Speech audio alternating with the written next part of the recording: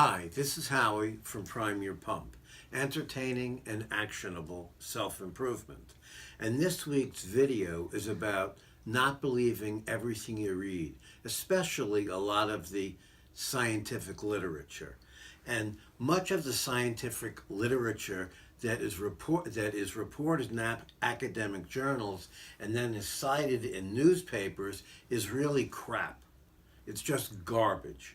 And why, you ask? Well, I'm going to give you some of the reasons, and here we go. First, the results frequently come from an undefined or undisclosed group of people. For example, I don't know if you know this, but for a long time, cancer drugs for breast cancer were actually tested on men, not on women. Go figure. Okay? And this is frequently left out of the articles written about this type of research, for example, in the newspapers. Second, the result of a scientific study frequently are based on incorrect assumptions. For example, the statistical tests used to study a disease require certain assumptions that are frequently not met. Hence, the results of the study are bogus. And this happens all the time, and it's a very, very, very big problem. As I said, especially in all empirical research where people are collecting data, and it really affects us very, very directly in terms of governmental policy and the healthcare advice that we're given. Third, scientific studies, use a group of people such that the study is not replicable, so they're not reliable. Very often it's impossible to get the data from the study to see if it was analyzed correctly. And I remember back in the 70s, somebody did a study and they picked 100 empirical research papers, which are database papers, and they asked the people for the data. And if I recall correctly, one of them sent the data. The other 99 said it was their computer broke and it was lost or was burned up in a fire, just to give you a sense of what's going on or what was going on. But I'm sure it still is going on. And I remember when I was a kid, I loved maraschino cherries. And they had this dessert called Charlotte Russe, and it was a card paper cup filled with whipped cream with a maraschino cherry on top. It was so good. Okay, but scientific research came out that said red dye number 2, which gave the maraschino cherries their color, could cause cancer. So then you weren't allowed to eat maraschino cherries. Then a couple of months later, another study came out saying that the first study was wrong. And then a few months later, a third study came out saying the second study was wrong and the first study was right. And on and on and on. And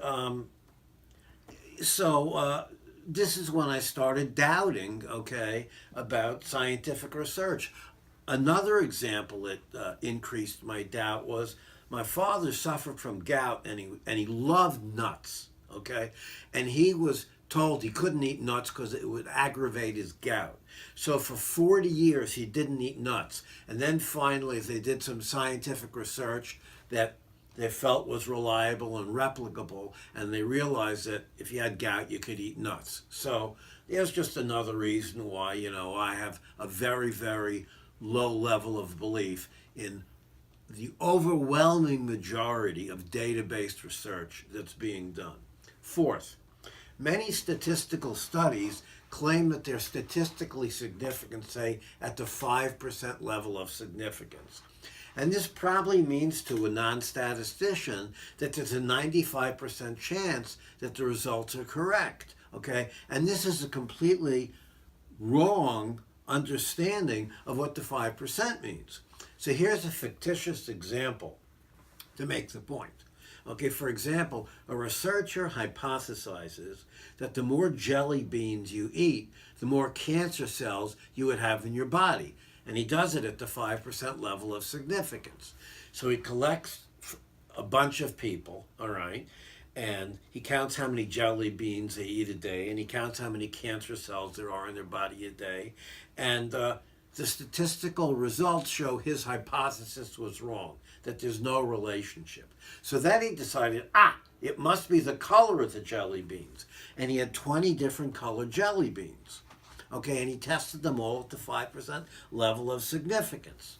So, and what he found out was that green jelly beans had a positive correlation with the number of cancer cells in your body, okay?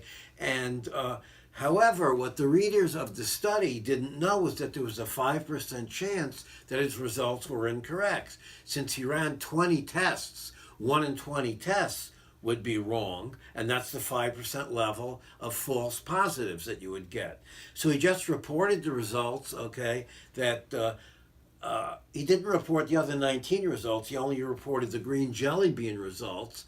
And so now people might stop eating green jelly beans. So this is another problem, okay, with this kind of research. And in terms of use it, lose it, okay, to make it actionable, get into the habit of being very, very skeptical about the research you read. First, there's the research article that's in the academic journal. And it may have a lot of math or a lot of, medical terms and stuff that, lay people like us don't understand. All right. So you can't read that. All you can read is how it's reported in the magazine or in the newspaper. And the reporters may not have the skill set to be able to say what's good research from what's bad research. So they just go out and they report it. And what you don't want to do is you don't want to go out and change your life, okay, based on just one research that just came out, that eating cashew nuts, causes gout or something like that. And when to use it? Well, whenever you read a scientific study, okay, you just can't blindly accept the results. You may want to check with an expert to see if the results are valid. But remember, your expert, your doctor, may be subject to exactly the same kind of problem you are. After all, he or she is not a statistician. So you really, really got to be careful. Now, as an example, there have been thousands of studies, okay, that show that there is a relationship between smoking cigarettes and getting lung cancer. And this is called meta-analysis. There are so many studies, okay, that have demonstrated, and each individual study is not particularly good, let's say, all right, but collectively there's such a huge body of work that now we have accepted that cigarette smoke causes cancer.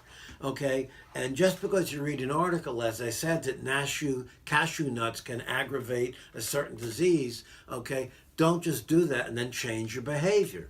So what do you think? Well, have you ever stopped doing something because you read it was bad for you in an article or in a newspaper? And if you have, let us know about it in the space below. And also tell us, did it turn out to be true? Was there actually a cause and effect relationship there?